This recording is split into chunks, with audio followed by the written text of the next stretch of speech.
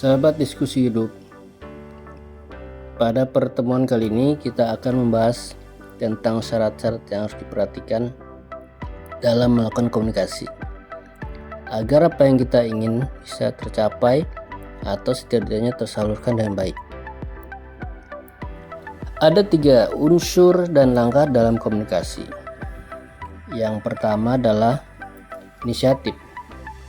Pertama-tama kita harus memiliki ide dan inisiatif untuk mulai mengirimkan pesan atau maksud yang ingin kita sampaikan serta memiliki tujuan yang jelas. Yang kedua adalah aspiratif.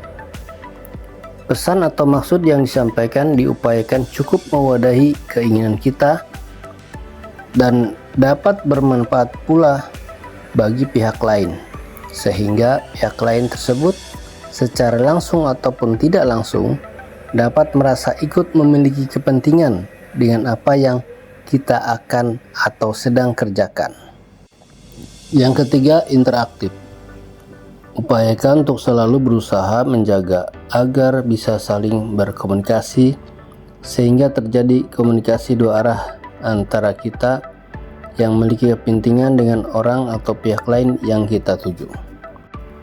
Tuhan sudah banyak mengajarkan bagaimana cara kita berhubungan dengannya dan berhubungan dengan sesama makhluknya. Kita yakin para sahabat diskusi hidup mungkin pernah mendengar istilah bahwa hubungan antara kita dengan Tuhan adalah seperti kita berada di depan suatu cermin. Ketika kita menjauh, Tuhan akan terasa jauh, namun ketika kita mendekat kepadanya, maka Tuhan akan terasa dekat. Ternyata demikian juga halnya antara sesama manusia. Ketika kita jarang berkomunikasi, maka kita akan merasa jauh dengan orang tertentu. Namun ketika kita sering atau rutin berkomunikasi, maka kita akan merasa dekat dengan orang tersebut. Ketika kita tidak pernah menyebut dan mengagungkan Tuhan, mungkin pertolongannya terasa jauh. Begitu juga sebaliknya, jika kita sering atau rutin menyebut dan mengagungkan namanya, insya Allah kita akan merasa dekat dengan Tuhan. Demikian juga dalam hubungannya dengan sesama manusia, tidak jauh berbeda. Ketika kita rutin berkomunikasi dengan rekan atau orang-orang yang lebih tua, atau bahkan kepada yang usianya di bawah kita, tentu kemungkinan mendapatkan pertolongan insya Allah akan lebih terbuka luas.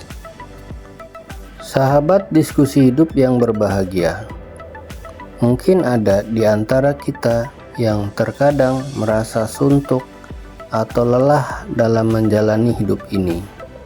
Yang masih suntuk, janganlah bosan untuk selalu berusaha bersemangat. Yang masih dalam kesulitan, tetaplah yakin bahwa di antara kesempitan ada celah terang kesempatan, jalan untuk keluar dari kesulitan atau kesusahan. Ternyata kuncinya dari semua itu adalah komunikasi. Loh, kok bisa ya? Memang bisa. Mari kita lihat contoh-contoh berikut ini. Dalam penerapan hidup sehari-hari, ketika kita memiliki keinginan bagi orang-orang yang mengagungkan kekuasaan Tuhan, ia akan senantiasa meminta petunjuk dan pertolongannya, dengan tidak mengesampingkan juga tetap melakukan usaha secara duniawi, yang biasa juga disebut ikhtiar. Ketika ada yang sakit gigi, ia akan mendatangi dokter gigi untuk meminta petunjuk dan kemudian diberi obat. Ketika ada yang bermasalah dengan wajah atau rambut, ia akan datang dan berkonsultasi di tempat perawatan wajah atau rambut. Yang bermasalah hukum bisa datang kepada seorang yang bergelar sarjana hukum, pengacara atau notaris. Yang bermasalah dengan keluarga, percintaan, dan lain-lain tentu perlu bertanya kepada ahlinya. Intinya berkomunikasi dengan orang-orang yang dipercaya dapat memberikan solusi terhadap suatu permasalahan dalam kehidupan kita. Solusi itulah yang menjadi tujuan sementara ataupun akhir. Ternyata mencapai suatu tujuan itu bisa mudah.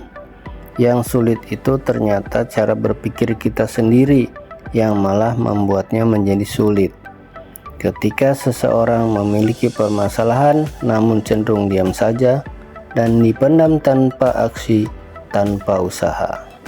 Komunikasi dalam istilah sekelompok komunitas sering disebut dengan koordinasi. Kesamping, ke sesama tingkatan atau sebaya disebut koordinasi. Ke bawah, bawahan, anggota, atau usia di bawahnya bisa disebut koordinasi, bisa disebut juga petunjuk, perintah, atau permintaan.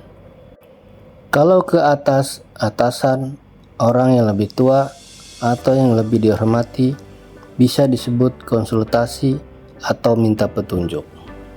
Berdasarkan uraian di atas, maka dapat kita lihat bahwa sesungguhnya yang mendekatkan dan menjauhkan itu kuncinya adalah pada komunikasi.